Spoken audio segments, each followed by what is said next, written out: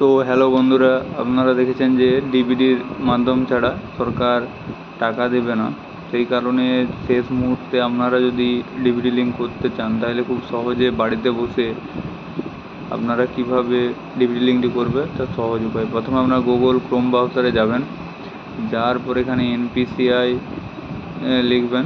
NPCI লেখার পরে যে দেখতে পাচ্ছেন national payment corporation of India, এখানে আপনি ক্লিক করবেন। এখানে ক্লিক করার পর এখানে দেখতে পাচ্ছেন আমার একটু সার্ভার প্রবলেম আছে, তাই কারণে পুরোটা শো করছে না। এখানে দেখুন যে কাস্টমার, এখানে কন্টাক্ট আস বলে যে অপশানটা আছে,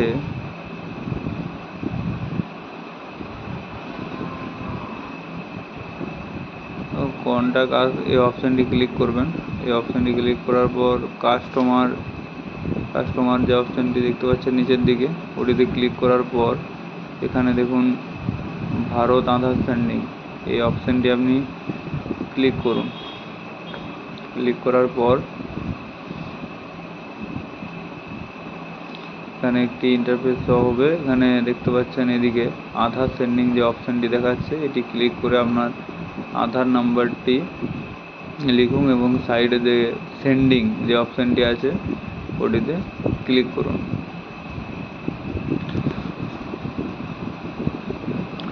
এরপর আপনি ব্যাংক অ্যাকাউন্ট সিলেক্ট করুন।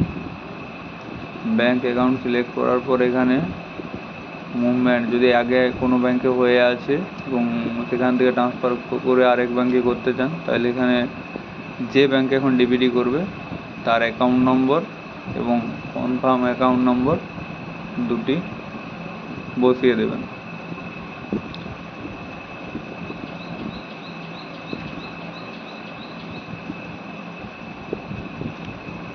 বসিয়ে দেওয়ার পর এখানে যে চেক বক্সটি আছে সেটি ক্লিক করে নিচে ক্যাপচার কোডটি বসিয়ে দিন।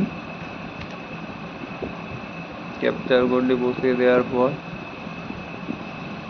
এখানে